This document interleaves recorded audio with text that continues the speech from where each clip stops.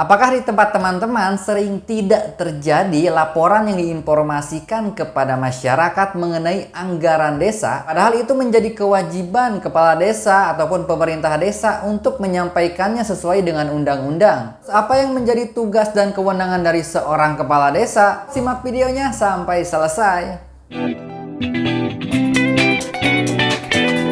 Assalamualaikum warahmatullahi wabarakatuh. Selamat siang sobat semua, salam sejahtera. Mudah-mudahan kawan-kawan selalu ada dalam kondisi sehat, selalu dimudahkan rezekinya dan aktivitasnya. Amin ya rabbal alamin. Video kali ini kita akan coba membahas mengenai tugas dan kewajiban dari seorang kepala desa. Yang kita ketahui Undang-Undang Nomor 3 Tahun 2024 telah disahkan, ya, berarti di situ ada penambahan tugas dari seorang kepala desa yang harus dilaksanakan. Bahkan kewajibannya juga ada dua pasal yang membahas mengenai tugas, kewajiban, dan fungsi dari seorang kepala desa, yaitu di pasal 26 dan di pasal 27. Oke, kita akan coba tampilkan di sini ya supaya teman-teman dan kawan-kawan lebih visual melihatnya. Di pasal 26, kepala desa ini bertugas menyelenggarakan pemerintahan, pembangunan, pembinaan kemasyarakatan, dan pemberdayaan masyarakat di desa sesuai dengan ketentuan peraturan perundang-undangan. Kita lihat di poin kedua, dalam melaksanakan tugas sebagaimana dimaksud pada ayat 1, kepala desa berwenang. Nah, ini ya wewenang dari seorang kepala desa. Yang pertama itu atau huruf A ini adalah memimpin penyelenggaraan pemerintah desa. Yang kedua, mengusulkan pengangkatan dan pemberhentian perangkat desa kepada bupati atau wali kota. Nah, ini ada perubahannya. Kalau dulu itu mengangkat dan memberhentikan perangkat desa. Kalau di sini hanya mengusulkan. Kita lihat di C atau poin C, memegang kekuasaan pengelolaan keuangan desa dan aset desa. Poin D, menetapkan peraturan desa. Jadi ditetapkan oleh kepala desa ya. Yang E, menetapkan anggaran pendapatan dan belanja desa. Yang F, membina kehidupan masyarakat desa. Selanjutnya, membina ketentraman dan ketertiban masyarakat desa. Terus di huruf H, membina dan meningkatkan perekonomian desa serta mengintegrasikannya agar mencapai perekonomian skala produktif untuk sebesar-besarnya kemakmuran masyarakat desa. Di poin I, mengembangkan sumber pendapatan desa. Jadi tidak sedikit ya, saat ini sumber pendapatan desa itu asli ya dari desa. Jadi harus mengembangkan sumber pendapatan desa, tidak hanya mengandalkan transfer dari daerah ataupun pusat. Oke, di huruf J, mengusulkan dan menerima pelimpahan sebagian kekayaan negara guna meningkatkan kesejahteraan masyarakat desa. Nah, saat ini sudah dilaksanakan ya, salah satunya adalah dana desa. Itu adalah kekayaan negara yang dilimpahkan sebagiannya ke desa dan dikelola oleh desa untuk kesejahteraan ataupun meningkatkan kesejahteraan masyarakat desa. Di poin K, mengembangkan kehidupan sosial budaya masyarakat desa. Ya, sudah jelas ya. Terus memanfaatkan teknologi tepat guna apabila ada ya. Yang M, mengoordinasikan pembangunan desa secara partisipatif. Jadi harus banyak ya, ataupun partisipatif, tidak hanya satu golongan atau dua atau perorangan. Jadi harus partisipatif, gotong royong, itu harus dilibatkan masyarakat. Kita lihat poin selanjutnya, mewakili desa di dalam dan di luar pengadilan atau menunjuk kuasa hukum untuk mewakilinya sesuai dengan ketentuan peraturan perundang-undangan. Oke, ini yang terakhir ya, poin O, melaksanakan wewenang lain yang sesuai dengan ketentuan peraturan perundang-undangan. Oke, itu adalah tugas dari seorang kepala desa. Kita lihat di huruf 3 atau poin 3-nya ini, dalam melaksanakan tugas sebagaimana dimaksud pada ayat 1, kepala desa berhak. Nah, ini hak dari seorang kepala desa ya. Di poin A, mengusulkan struktur organisasi dan tata kerja pemerintah desa. Nah, jadi mengusulkan ya strukturnya itu seperti apa, kasihnya siapa, sekretaris desa siapa, itu harus diusulkan. Di poin B, mengajukan rancangan dan menetapkan peraturan desa atau perdes. Poin C, menerima penghasilan tetap setiap bulan, tunjangan dan penerimaan lainnya yang sah, serta mendapatkan jaminan sosial di bidang kesehatan dan ketenaga kerjaan. Ini ada perubahan pula ya di hak dari seorang kepala desa. Di poin D, mendapatkan tunjangan purna tugas 1 kali di akhir masa jabatan sesuai kemampuan keuangan desa yang diatur dalam peraturan pemerintah. Nah, jadi ada purna tugas ya setelah selesai melaksanakan 1 kali akhir masa jabatan. Apabila misalkan 2 kali, ya berarti 2 kali. Dan itu diatur dalam peraturan pemerintah, tetapi belum ada ya peraturan pemerintahnya. Oke, di huruf E, mendapatkan perlindungan hukum atas kebijakan yang dilaksanakan. Ini menarik ya. Jadi mendapatkan perlindungan hukum atas kebijakan yang dilaksanakan apabila itu benar ya, itu harus mendapatkan perlindungan hukum.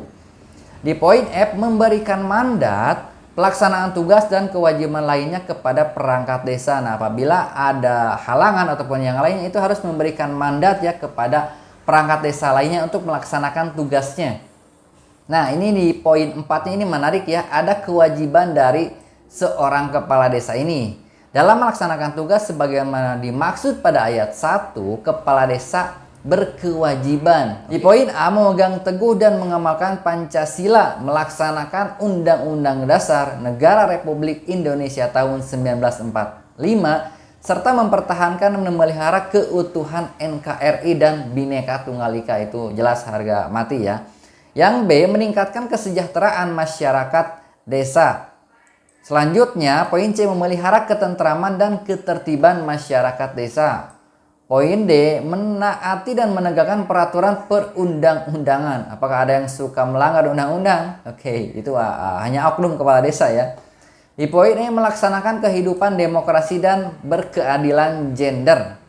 Di poin F, melaksanakan prinsip tata pemerintahan desa yang akuntabel, transparan, profesional, efektif, dan efisien, bersih, serta bebas dari korupsi, kolusi, dan nepotisme. Itu semua instansi ataupun semua kelembagaan di pemerintahan ini harus seperti ini ya. Oke, nah ini yang menarik di poin G. Mengundurkan diri sebagai kepala desa apabila mencalonkan diri sebagai anggota lembaga perwakilan rakyat, kepala daerah, atau jabatan politik lain sejak ditetapkan sebagai calon peserta pemilihan yang dinyatakan secara tertulis dan tidak dapat ditarik kembali. Ini ada poin perubahan. Nah, di sini salah satunya. Oke, di huruf H, menjalin kerjasama dan koordinasi dengan seluruh pemangku kepentingan di desa. Oke, sering tidak terjadi ya, ataupun sering terjadi ketika kepala desa tidak sinkron dengan kelembagaan yang ada di pemerintahan desa. Nah, padahal di sini sudah dijelaskan menjalin kerjasama dan koordinasi dengan seluruh pemangku kepentingan di desa. Jadi harus menjaga harmonisasi dengan kelembagaan yang ada ataupun pemangku kepentingan di desa. Oke, selanjutnya, menyelenggarakan administrasi pemerintahan desa yang baik. Selanjutnya poin J, mengelola keuangan desa dan aset desa. Jadi harus dikelola ya oleh kepala desa secara baik. K, melakukan urusan pemerintahan yang menjadi kewenangan desa. Ya, harus melakukan urusan pemerintahannya tetapi sesuai dengan kewenangan desa yang menjadi kewenangan desa. Oke, menyelesaikan perselisihan di masyarakat di desa ataupun masyarakat di desa. Oke, ini menjadi poin pentingnya ya di sini karena tidak sedikit permasalahan-permasalahan yang timbul ataupun yang muncul di desa ataupun masyarakat desa. Nah, ini harus diselesaikan oleh kepala desa. Di poin M, mengembangkan perekonomian masyarakat desa. N, membina dan melestarikan nilai sosial budaya masyarakat desa. Poin O, memberdayakan masyarakat dan lembaga kemasyarakatan di desa. Jadi memberdayakan ya, jangan hanya dibentuk tetapi tidak diberdayakan. Oke, di poin P, mengembangkan potensi sumber daya alam dan melestarikan lingkungan hidup. Dan yang terakhir ini, memberikan informasi kepada masyarakat. Nah, ini salah satu poin penting juga ya, memberikan informasi kepada masyarakat. Nah, di sini di pasal 27 ini kepala desa ini berkewajiban. Ini pasal 27 ya. Berkewajiban yang pertama itu adalah memberikan dan atau menyebarkan informasi penyelenggaraan pemerintahan desa secara tertulis kepada masyarakat desa setempat setiap akhir tahun anggaran. Jadi tidak hanya mempertanggungjawabkan ya, tetapi memberikan dan menyebarkan informasi tersebut ya, penggunaan anggaran desa itu seperti apa setiap tahunnya kepada masyarakat desa. Nah, di poin B, menyampaikan laporan pertanggungjawaban penyelenggaraan pemerintah desa pada akhir masa jabatan dalam forum musyawarah desa. Ini harus dilaksanakan ya. Di poin C, memberikan laporan pertanggungjawaban penyelenggaraan pemerintah desa secara horizontal dalam bentuk lisan dan tertulis kepada Badan Permusyawaratan Desa setiap akhir tahun anggaran. Ini yang menjadi kewajibannya ya. Oke, di poin D, menjadi pengayom semua golongan masyarakat. Oke, ini harus dilaksanakan oleh kepala desa karena tidak sedikit oknum kepala desa yang hanya mementingkan satu golongan ataupun dua golongan. Nah, ini harus menjadi pengayom semua golongan di masyarakat. Di poin E kita lihat ini ada dua lagi ya. Menyampaikan laporan pertanggungjawaban penyelenggaraan pemerintah desa setiap akhir tahun anggaran secara vertikal kepada bupati atau wali kota. Ini jadi kewajiban yang penting ya, sangat penting ya, harus dilaporkan kepada bupati atau wali kota. Oke, di poin E ini yang terakhir ya. Menyampaikan laporan pertanggungjawaban penyelenggaraan pemerintah desa pada akhir masa jabatan kepada bupati atau wali kota. Oke, nah jadi itu ya, sebagai seorang kepala desa itu mempunyai tugas, fungsi, kewajiban, dan haknya tadi sudah dijelaskan ya. Jadi mungkin saja ada perubahan di Undang-Undang yang lama nomor 6 tahun 2014 dan Undang-Undang yang baru hasil revisi.